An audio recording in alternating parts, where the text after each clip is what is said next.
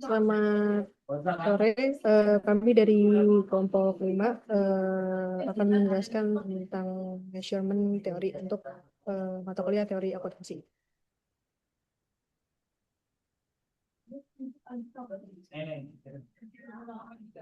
Di kelompok kami ada perkenalkan, nama saya Dende Larasati, NIM 2023 1231 dan ada rekan saya.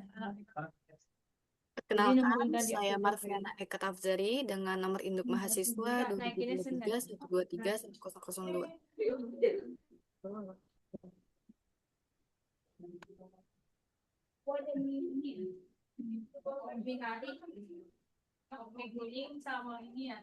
Nah, untuk pembahasan materinya di sini ada yang pertama konsep pengukuran, yang kedua ada skala pengukuran, yang ketiga ada tipe-tipe pengukuran, yang keempat ada keandalan dan ketepatan pengukuran, yang kelima ada pengukuran dalam akuntansi, yang keenam ada permasalahan pengukuran bagi auditor, yang ketujuh ada kendala pengukuran, dan yang kedelapannya kesimpulan.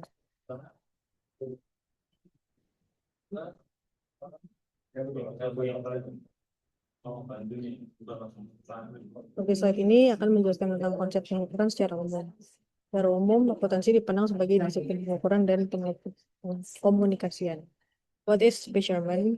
Campbell mendefinisikan pengukuran adalah assignment of numerals to represent properties of material system other than numbers, in virtue of the laws governing these properties. Sedangkan di menurut Stevens, pengukuran atau measurement adalah assignment of numerals to objects or even according to the rules, atau pelekatan suatu angka kepada objek atau peristiwa menurut aturan tertentu.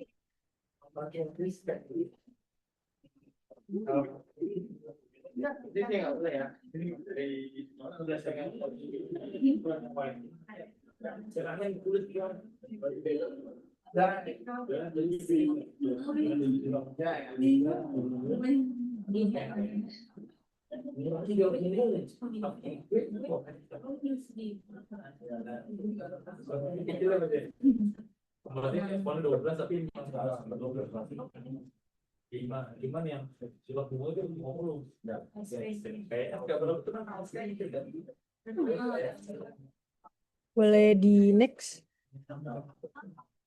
What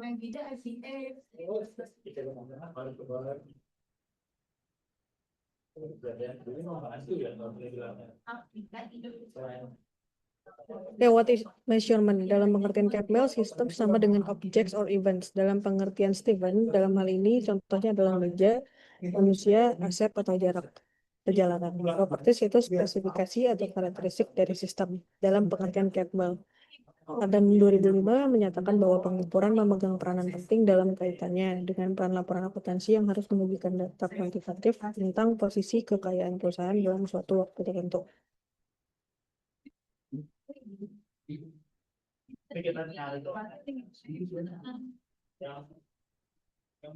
Di sini ada definisi skala atau scale, yaitu setiap pengukuran dibuat berdasarkan sebuah skala. Sebuah skala dibuat ketika aturan semantik digunakan untuk menghubungkan pernyataan matematika kepada objek atau kejadian. Skala menunjukkan informasi apa yang diwakili oleh angka sehingga memberikan arti kepada angka tersebut. Jenis skala yang dibuat tergantung kepada aturan semantik yang digunakan. Menurut Stephen, skala dapat digambarkan secara umum menjadi nominal, ordinal, interval, atau rasio.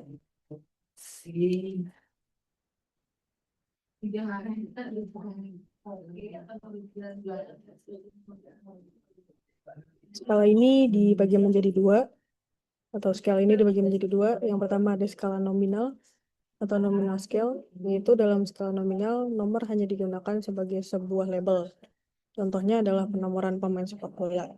Banyak teori yang tidak sependapat dengan skala nominal. Gerson menyatakan dalam pengukuran nomor yang digunakan menunjuk kepada jumlah atau tingkat kepemilikan dari suatu objek dan bukan menunjukkan kepada objek itu sendiri. Sedangkan dalam skala nominal, nomor menunjukkan kepada objek atau kelompok dari objek. Lalu yang kedua, skala ordinal atau ordinal scale, yaitu skala ordinal dibuat ketika suatu operasi memeringkat objeknya sehubungan dengan properti yang diberikan. Contohnya, investor melihat 3 kemungkinan jenis investasi untuk uangnya. Investasi tersebut ke tingkat 1, 2, 3 berdasarkan nilai bersihnya saat ini. Kelemahan skala ordinal adalah interval antar nomor tidak memberitahukan apa-apa tentang perbedaan kuantitas kepemilikan yang diwakilinya.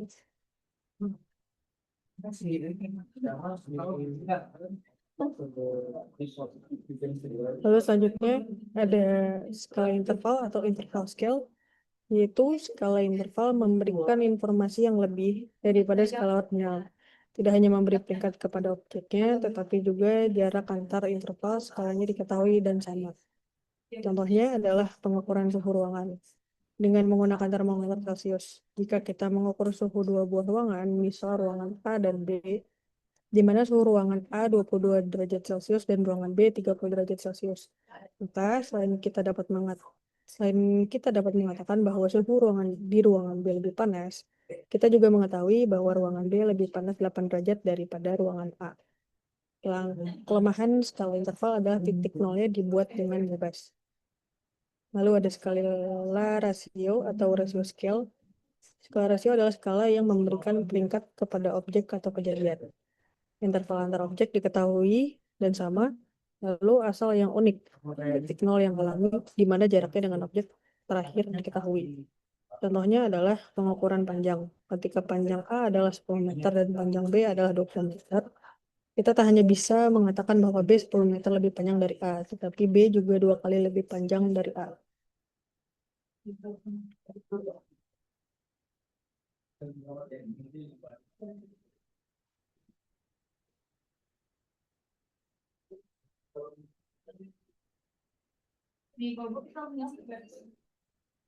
Lalu di sini ada pembahasan tentang penggunaan skala yang diperbolehkan atau permissible operations of scales. Ini dalam skala berarti bahwa apapun metode pengukuran yang digunakan, maka sistem pengukuran akan menghasilkan format yang sama dari variabel-variabel yang digunakan. Dan pengambil keputusan akan membuat keputusan yang sama juga. Tapi hal ini tidak berlaku dengan potensi.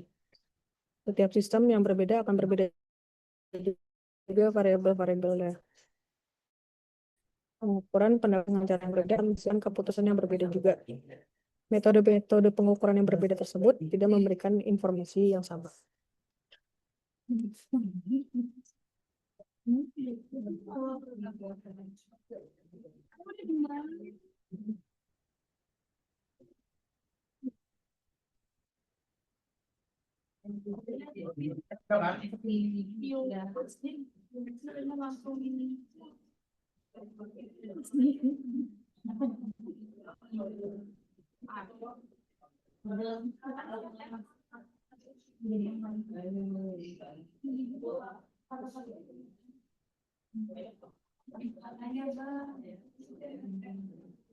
Lalu di sini ada penjelasan tentang tipe-tipe pengukuran atau types of measurements, yaitu proses pengukuran sama dengan pengangkatan ilmiah pada teori konstruksi dan pengujian. Pertanyaan tentang pengujian teori berhubungan dengan pertanyaan tentang perbedaan jenis-jenis pengukuran. Campbell membaginya ke dalam 2 jenis, yaitu fundamental dan turunan. Menurut Campbell, pengukuran bisa diakui hanya ketika ada konfirmasi teori-teori empirik atau hukum untuk mendukung pengukuran. Tipe pengukuran yang lebih jauh, pengukuran Fiat, yang digunakan oleh Togerson, menjadi tambahan atas pengukuran fundamental dan turunan yang didiskusikan Campbell.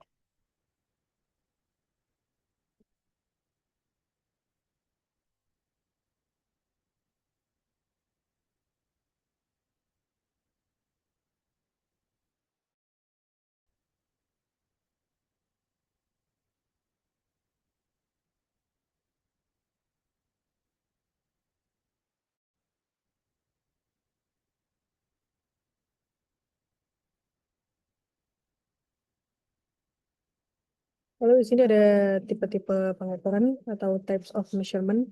Yang pertama, pengukuran fundamental atau fundamental measurement.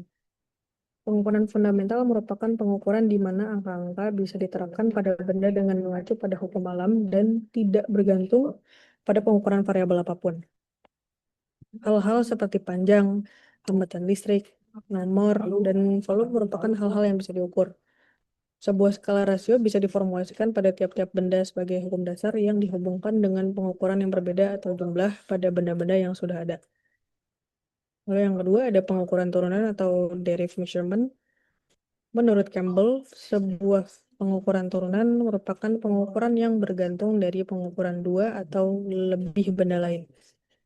Contohnya adalah pengukuran kepadatan yang bergantung pada pengukuran massa dan volume. Dalam akuntansi, contoh pengukuran turunan adalah keuntungan yang diturunkan dari penambahan dan pengurangan pendapatan dengan beban.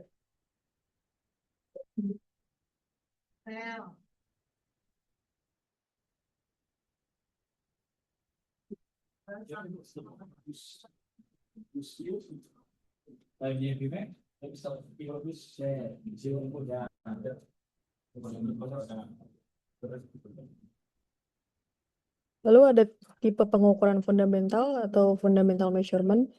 Ini adalah tipe pengukuran dalam ilmu sosial dan akuntansi, menggunakan definisi yang dibangun secara acak untuk dihubungkan dengan hal-hal yang bisa diamati dengan pasti atau variabel pada konsep yang telah ada, tanpa perlu teori konfirmasi untuk mendukung hubungan tersebut. Sebagai contoh, dalam akuntansi, kita tidak tahu bagaimana cara untuk mengukur konsep keuntungan secara langsung. Kita mengasumsikan variabel pendapatan, laba, beban, dan kerugian dihubungkan dengan konsep keuntungan. Dan bagaimanapun bisa digunakan untuk mengukur keuntungan secara tidak langsung.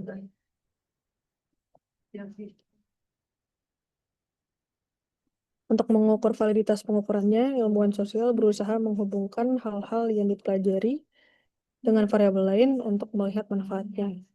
Contohnya, jika kita ingin mengukur kemampuan aritmatik orang, kita mungkin memilih untuk menguji mereka dalam suatu tes aritmatik. Bagaimanapun, tidak ada teori empiris yang konfirmasi untuk menilai tes yang kita lakukan. Dan kita membuat asumsi ketika kita membangun skala pengukuran, kita bisa memprediksikan bahwa pada kebanyakan orang yang mempunyai nilai tes yang tinggi juga akan berprestasi dalam kuliah matematika.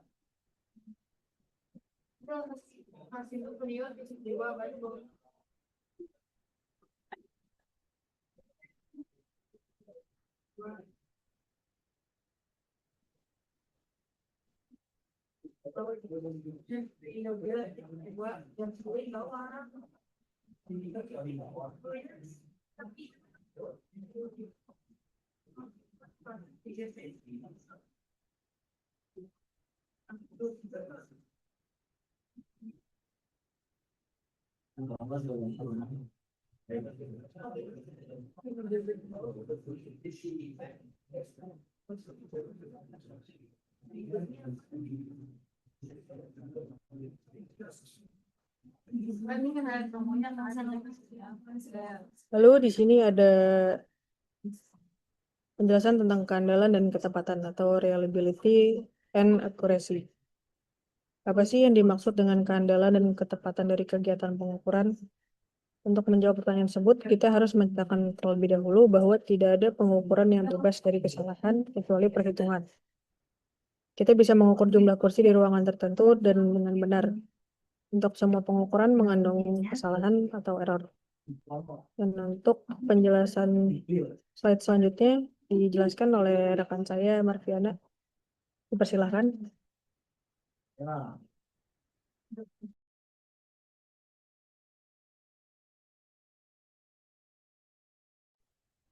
Baik, terima kasih Nindya.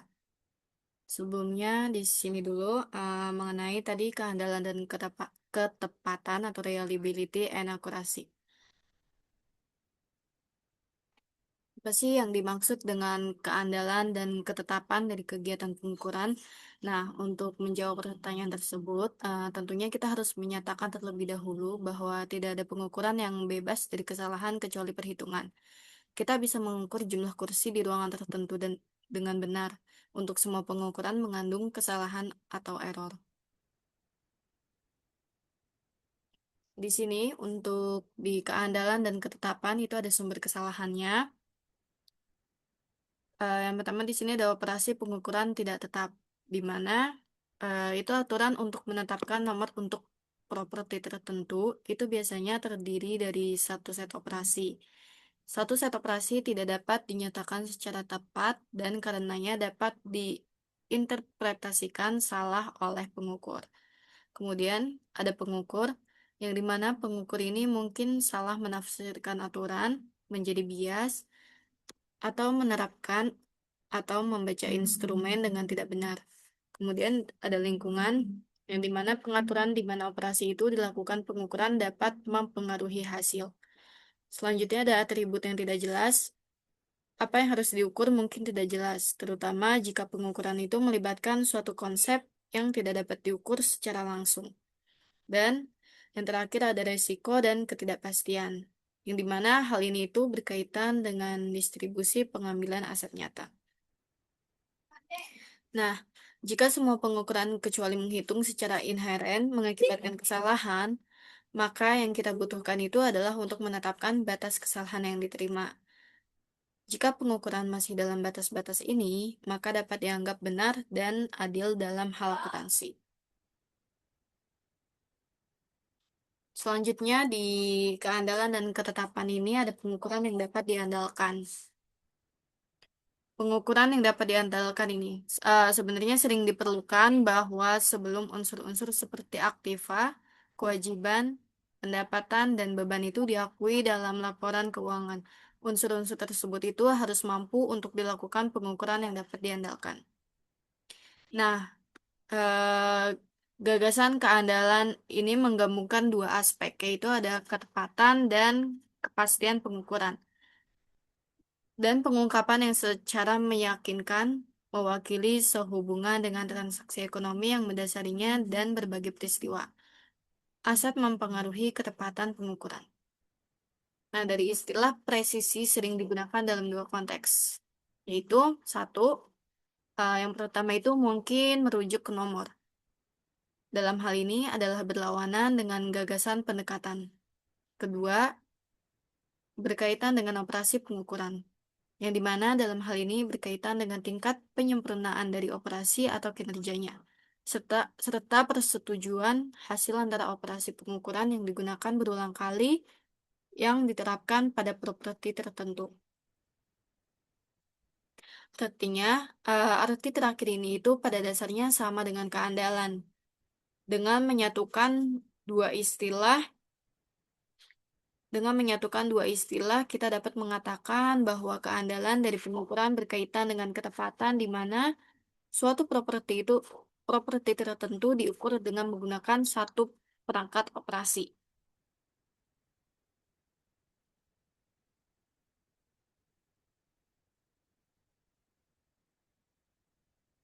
Next, di sini masih dalam keandalan dan ketepatan. Eh,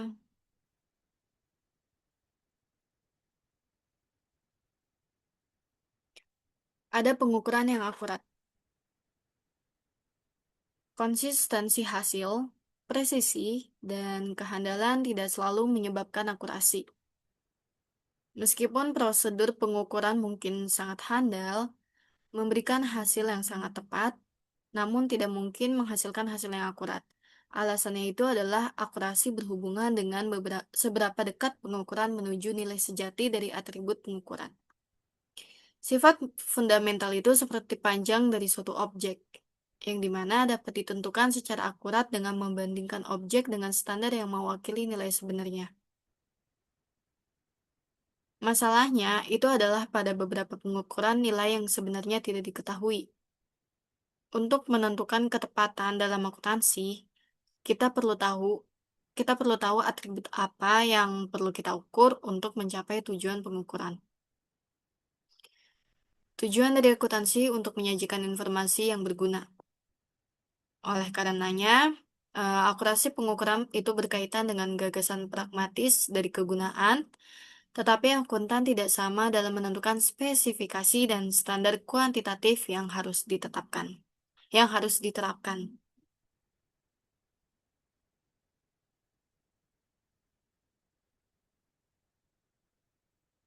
Lanjut di materi selanjutnya di pengukuran dalam akuntansi. Pengukuran dalam akuntansi. Perhitungan yang paling fundamental dalam ilmu akuntansi adalah perhitungan modal dan laba. Modal itu dinilai berasal dari transaksi dan penilaian ulang yang terjadi di pasar modal. Laba berasal dari perbandingan dari beban dan pendapatan, juga perubahan modal dalam satu periode akuntansi. Modal dapat dinilai dan dihitung dengan berbagai cara. Contohnya yaitu ada historical cost, operasional, keuangan, atau nilai wajar. Sejarah itu menunjukkan pada kita bahwa konsep perhitungan atas modal dan laba telah berubah dan berkembang dari waktu ke waktu sehingga menghasilkan beberapa konsep perhitungan yang fundamental. Untuk saat ini, standar pelaporan keuangan internasional itu telah membuat konsep yang lebih tepat, yaitu konsep nilai wajar, di mana beberapa pengamat berargumen dan mengkritik konsep dari nilai wajar ini. Bahwasannya, bagi mereka konsep ini itu merubah konsep alokasi ke pendekatan penilaian, yang dimana itu akan menunjukkan perbedaan tergantung atas situasi dan interpretasi yang subjektif. Perubahan ini itu lebih fokus pada penilaian balance sheet, yang mengalihkan akuntansi dari perhitungan alokasi laba yang sederhana dan lebih menekankan pada relevasi pada realita komersil dan pengambilan keputusan oleh investor dibandingkan kebenarannya.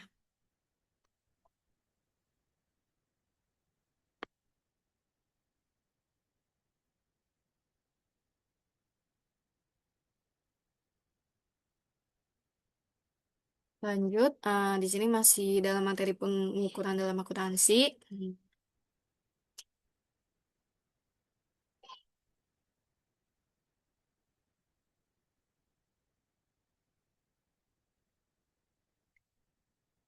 Di sini oleh Belkawi di tahun 2000 itu mengemukakan 4 atribut yang diukur dan dua unit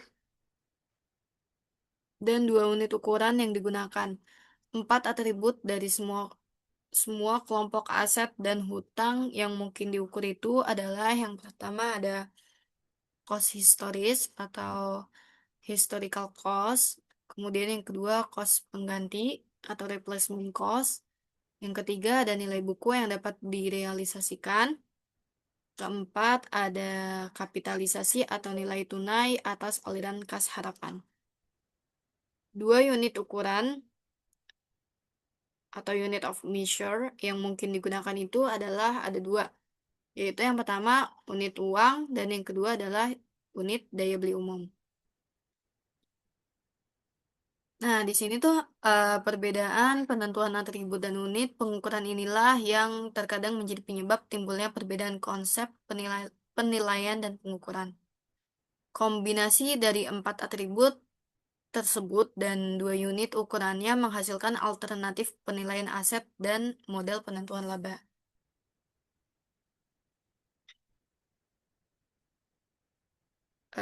Setiap alternatif tersebut itu menghasilkan laporan keuangan yang berbeda, yang dimana memberi makna dan relevansi berbeda bagi pemakainya. Belkawi mengevaluasi alternatif ini dengan menggunakan contoh sederhana untuk mempertinggi kejelasan konseptual dan komparabilitas di antara berbagai pendekatan. Evaluasi tersebut menyoroti sifat perbedaan dan dasar perbandingan hasil berbagai alternatif tersebut.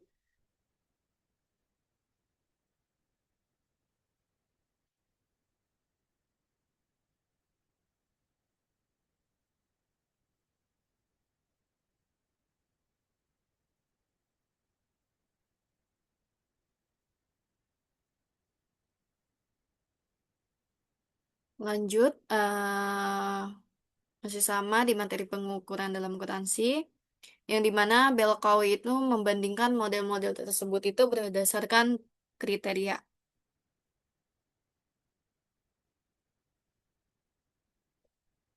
Di sini ada beberapa kriteria, yaitu yang pertama eh, kesalahan waktu, yakni kriteria untuk menentukan apakah atribut atau elemen-elemen laporan keuangan yang seharusnya diukur dalam akuntansi keuangan dan pelaporan adalah jenis atribut yang terhindar dari kesalahan waktu atau timing errors.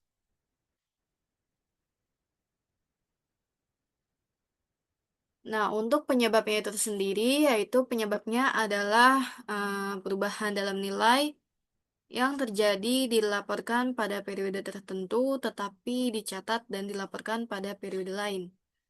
Atribut yang disukai adalah atribut yang mengakui perubahan dalam nilai pada periode yang sama dengan terjadinya perubahan. Maka dari itu, secara ideal, laba itu dapat didistribusikan pada keseluruhan aktivitas bisnis. Yang kedua, ada kesalahan unit pengukuran atau measuring unit errors. Adalah kriteria untuk menentukan apakah unit ukuran yang seharusnya diterapkan untuk atribut-atribut elemen-elemen laporan keuangan itu seharusnya adalah jenis unit ukuran yang menghindari kesalahan unit pengukuran. Untuk kesalahan unit pengukuran itu terjadi ketika laporan keuangan tidak dinyatakan dalam unit daya beli umum. Unit pengukuran yang lebih disukai adalah unit pengukuran yang mengakui perubahan tingkat harga umum dalam laporan keuangan. Dan selanjutnya ada yang ketiga, di mana ketiga ini adalah kemampuan ditafsirkan atau interpretability. Untuk kemampuan ini untuk mengevaluasi apakah laporan keuangan yang dihasilkan seharusnya itu dapat dipahami baik itu dari segi makna maupun penggunaannya. Nah, agar model akuntansi dapat diinterpretasikan, model tersebut harus diletakkan dalam laporan jika maka untuk menyampaikan kepada pemakai pemahaman makna sebagaimana menunjukkan salah satu kegunaannya. Karena di sini ada dua kemungkinan unit ukuran. Interpretasi model akuntansi menurut definisinya akan berupa salah satu berikut. Yaitu di sini ada contoh-contohnya. Yang A, jika model akuntansi mengukur berbagai atribut dalam unit uang, maka hasilnya dapat dinyatakan dalam jumlah dolar atau number of dollar atau NOD. Yang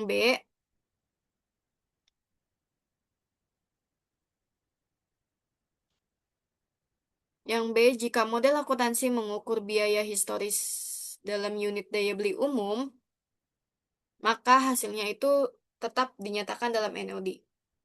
Dan yang terakhir C,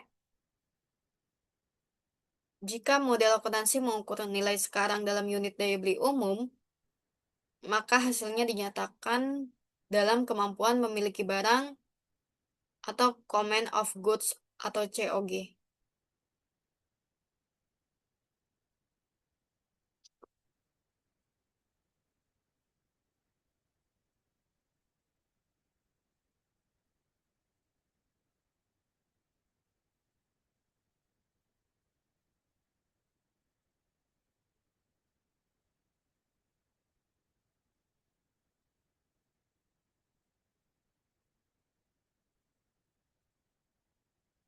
Nah, lanjut di sini ada model-model lainnya berdasarkan kriteria, yaitu yang keempat di sini ada relevansi atau relevance model akuntansi. Di mana dengan kata lain, hasil laporan keuangan itu seharusnya berguna. Baik itu dari sudut pandang normatif, COG dianggap sebagai atribut yang paling relevan karena mengekspresikan perubahan tingkat harga umum. Di sini hasil evaluasi Belkawi tahun 2000 itu diringkas dalam suatu tabel yang menampilkan 6 model alternatif yang dianggap cukup untuk mewakili 8 model yang diinterpretasikan, seperti gambar di samping berikut. Nah, di sini di gambar tabel 2.2 dalam analisis tipe kesalahan ini adalah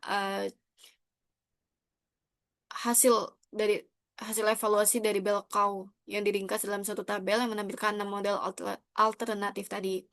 Untuk ringkasan dari tabel berikut ini, itu menunjukkan bahwa model akuntansi nilai buku yang dapat direalisasikan disesuaikan tingkat harga umum itu adalah model pengukuran yang memenuhi semua kriteria. Untuk itu, menurut Belkawi tahun 2000, harga sekarang atau current value itu memiliki beberapa interpretasi, yaitu nilai nilai kapitalisasi atau nilai tunai, present value, harga beli sekarang, current entry price, kemudian juga harga jual sekarang, current exit price, dan yang terakhir adalah kombinasi nilai.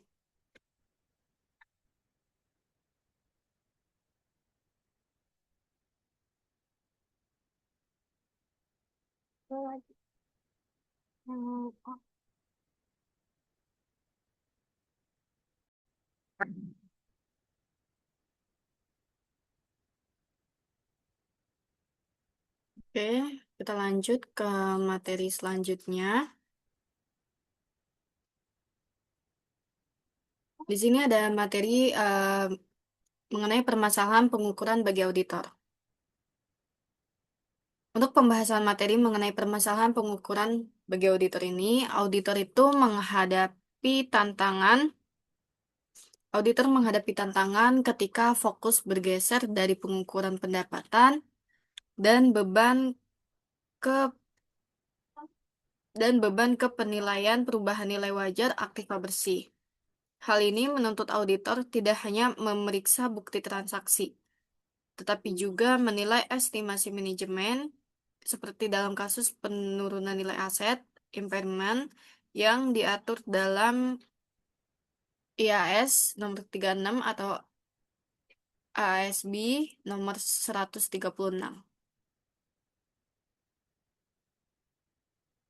Auditor perlu mengevaluasi apakah manajemen telah mengestimasi nilai yang dapat dipulihkan secara wajar, karena penurunan nilai itu harus diakui sebagai kerugian. Penilaian ini sulit karena melibatkan berbagai metode, asumsi, dan data yang mungkin menghasilkan jumlah berbeda. Auditor berpotensi menghadapi tekanan dari manajemen agar menyetujui penilaian tertentu. Adanya berbagai alternatif metode penilaian atas aset yang menimbulkan masalah tersendiri bagi auditor, yaitu terdapat juga banyak cara terdapat banyak cara penilaian aset yang dapat diterima oleh auditor jika memenuhi persyaratan sebagai berikut, yaitu yang pertama, metode penilaian diterapkan secara tepat dan konsisten. Yang kedua, asumsi yang digunakan beralasan. Dan yang ketiga, data yang dipakai untuk penilaian itu valid. Lanjut di pembahasan mengenai kendala pengukuran. Kendala pengukuran yang utama timbul karena data ekonomi itu disajikan berdasarkan asumsi bahwa data itu relevan untuk meramalkan masa datang.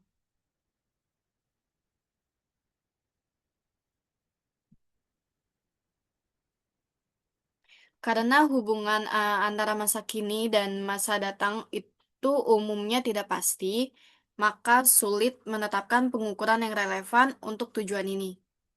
Tetapi ketidakmampuan untuk membuat pengukuran yang terandal atas atribut khusus yang dianggap relevan disebabkan oleh kurangnya teknik pengukuran yang terandal dan ketidakmampuan untuk menemukan prosedur pengukuran yang menjelaskan secara layak atribut yang sedang diukur.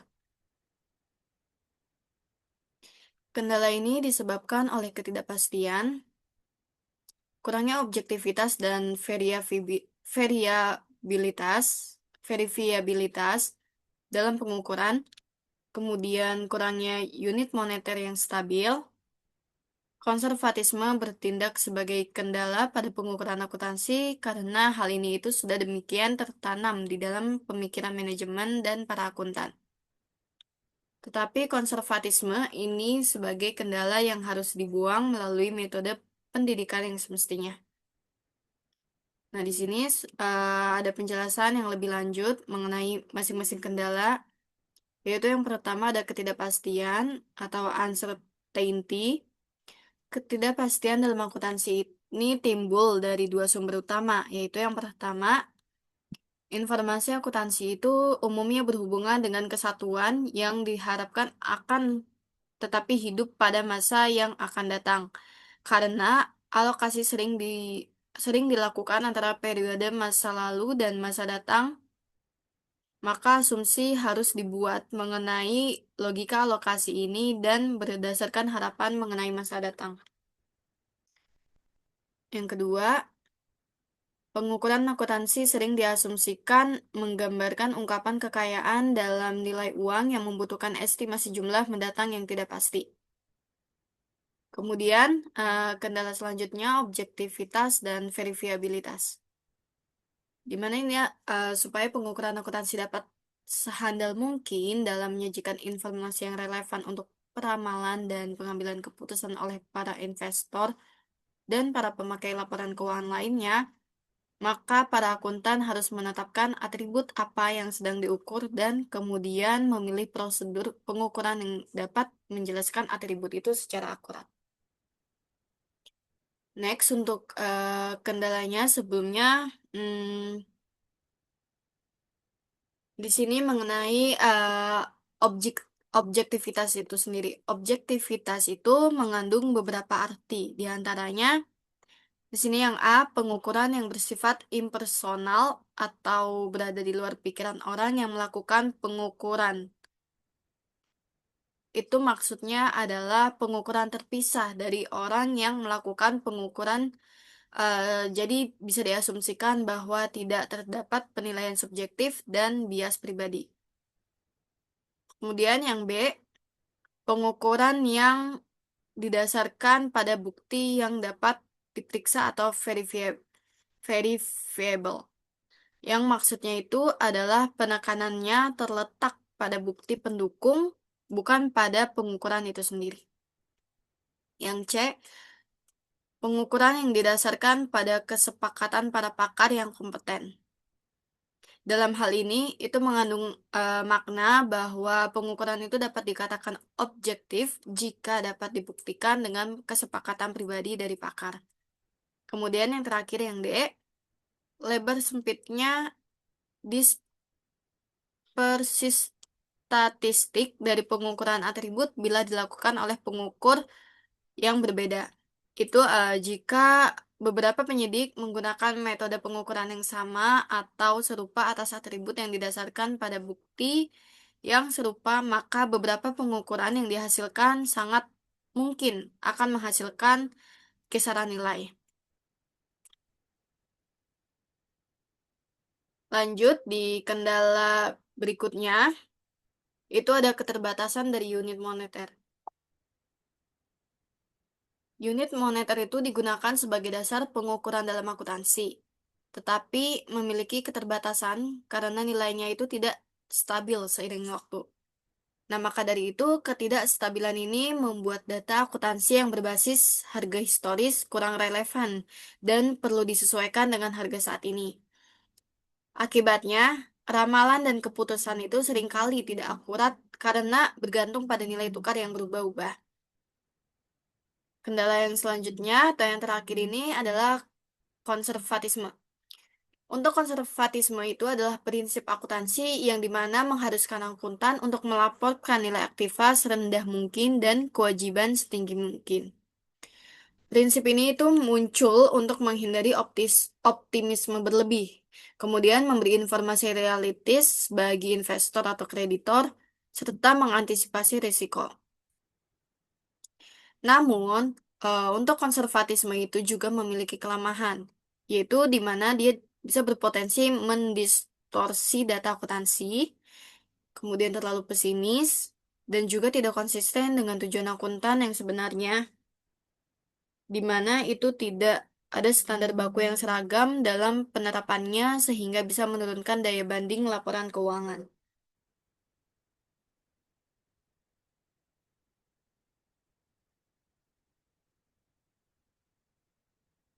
Nah, sekian dari eh, penjelasan pembahasan materi mengenai kendala pengukuran. Dan sekian juga adalah pembahasan terakhir dari materi measurement teori hari ini. Sebelum itu, di kesimpulan itu berarti bisa diartikan pengukuran dalam akuntansi itu melibatkan pemberian angka pada atribut atau kejadian dengan aturan semantik, menggunakan skala nominal, ordinal, interval, dan rasio. Kemudian setiap metode pengukuran itu dapat menghasilkan informasi berbeda karena adanya perbedaan variabel yang digunakan. Dan tadi juga ada 3 jenis pengukuran, yaitu ada fundamental, turunan, dan fiksi. Yang dimana semuanya itu mengandung kemungkinan kesalahan dan keterbatasan dalam mengetahui nilai sebenarnya. Tujuan untuk pengukuran akuntansi itu sendiri adalah menyajikan informasi yang bermanfaat, meskipun standar dan spesifikasi bisa berbeda. Di mana dalam praktiknya, akuntansi itu banyak menggunakan pengukuran turunan, yaitu seperti modal dan laba, serta pengukuran perubahan nilai wajar aset dan kewajiban. Sebelum ini selesai, ada tambahan dari teman saya, Nindya. Silakan, Nindya. Ya, terima kasih Marviana. Jadi teman-teman ini aku ada penambahan penjelasan untuk di poin tipe-tipe pengukuran yaitu types of measurement itu. Bisa dibantu balik lagi ke slide 11.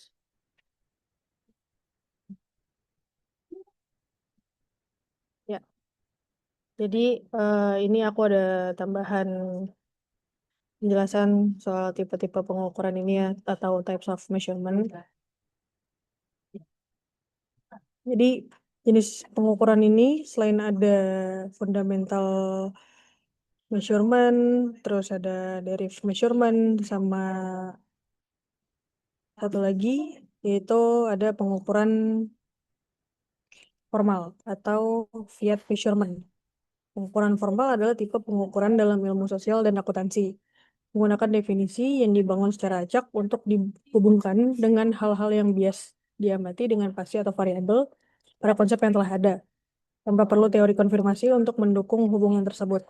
Sebagai contoh, dalam akuntansi kita tidak tahu bagaimana cara untuk mengukur konsep keuntungan secara langsung. Kita mengasu, kita mengasus, kita mengasumsikan variabel pendapatan, laba, beban, dan kerugian dihubungkan dengan konsep keuntungan. Dan bagaimanapun bisa digunakan untuk mengukur keuntungan secara tidak langsung. Untuk mengukur validitas pengukurannya, ilmuwan sosial berusaha menghubungkan hal-hal yang dipelajari dengan variabel lain untuk melihat manfaatnya. Kayak contohnya, jika kita ingin mengukur kemampuan aritmatik orang, kita mungkin memilih untuk menguji mereka dalam suatu tes aritmatik.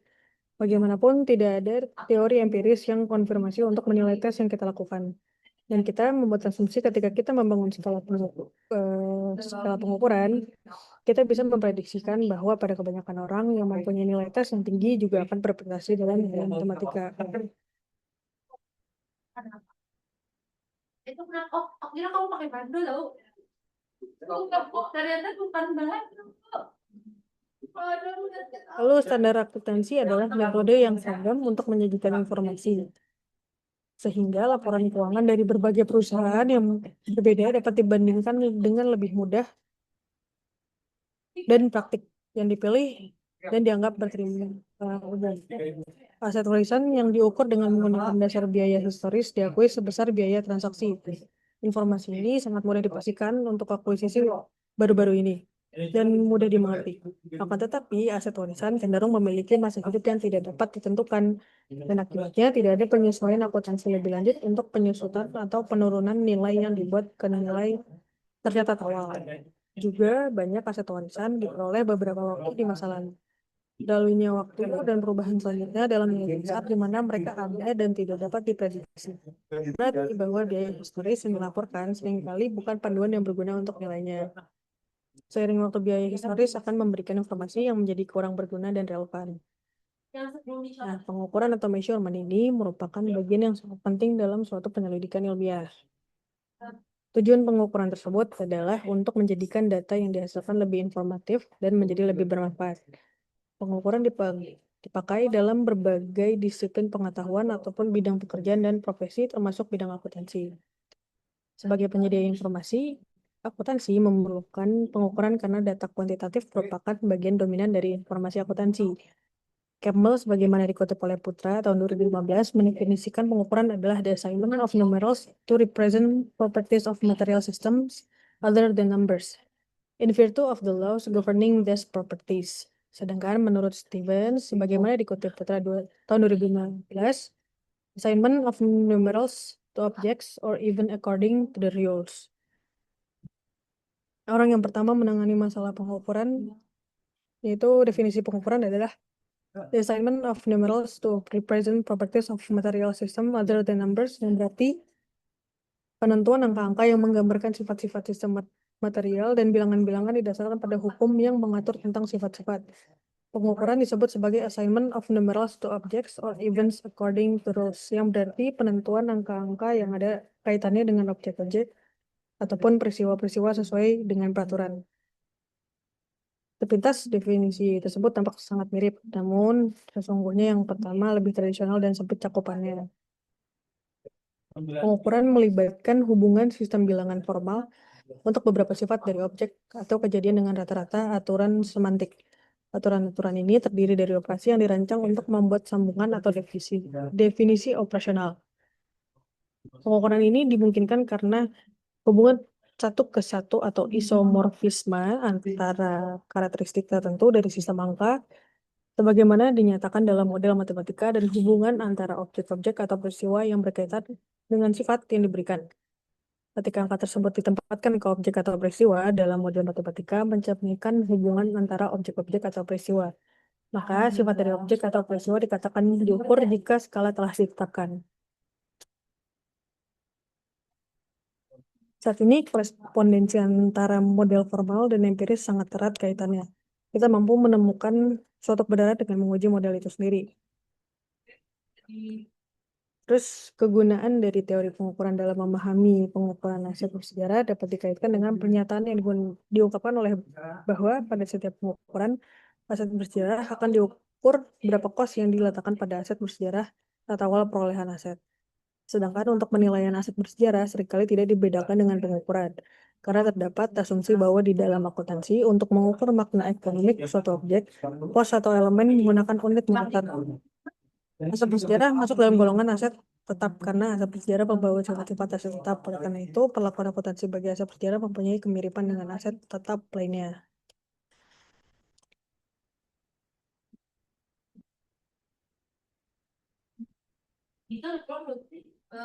Untuk semua pengukuran mengandung kesalahan. Sumber kesalahan pertama yaitu operasi pengukuran tidak tetap. Aturan untuk menetapkan nomor untuk properti tertentu biasanya terdiri dari satu set operasi. Satu set operasi tidak dapat dinyatakan secara tepat dan karenanya dapat diinterpretasikan salah oleh pengukur. Lalu yang kedua, pengukur. Pengukur mungkin salah menafsirkan aturan, menjadi bias atau menerapkan atau membaca instrumen dengan tidak benar. Yang ketiga ada instrumen. Instrumen itu banyak operasi membutuhkan penggunaan alat fisik seperti penggaris atau termometer atau barometer yang mungkin cacat. Lalu selanjutnya ada lingkungan. Pengaturan di mana operasi dilakukan pengukuran dapat mempengaruhi hasil.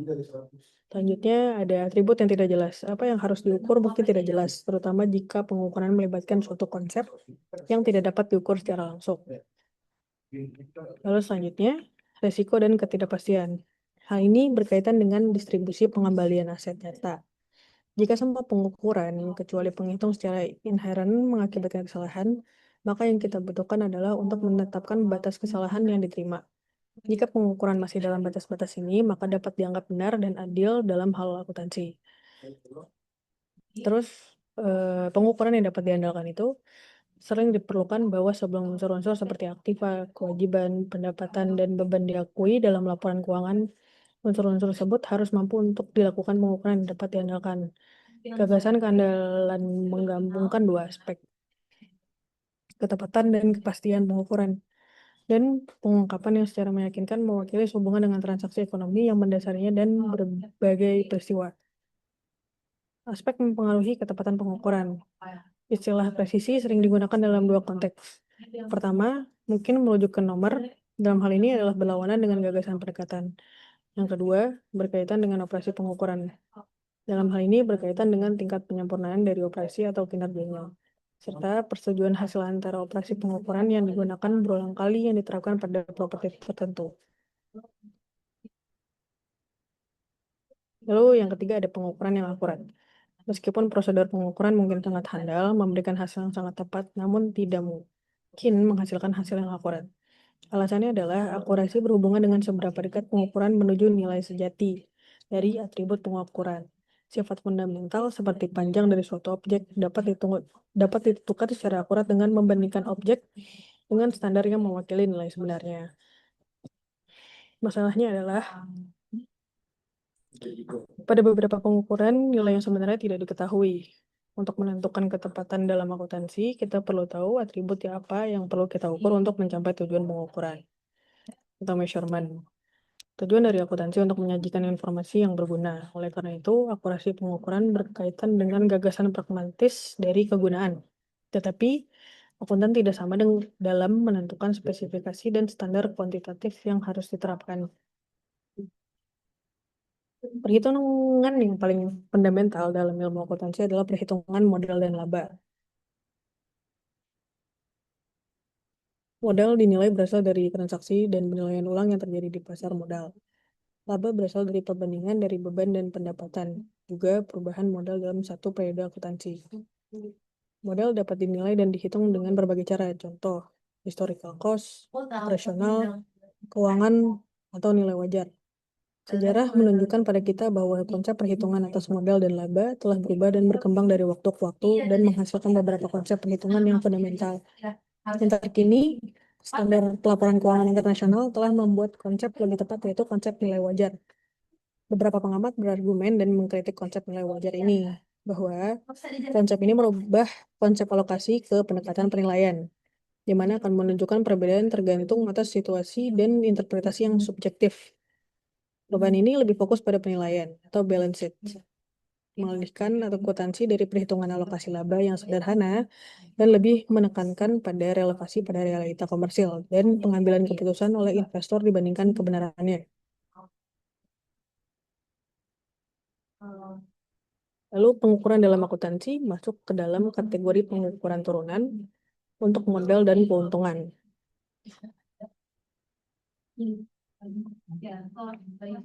Laba akuntansi sekarang berasal dari standar akuntansi internasional.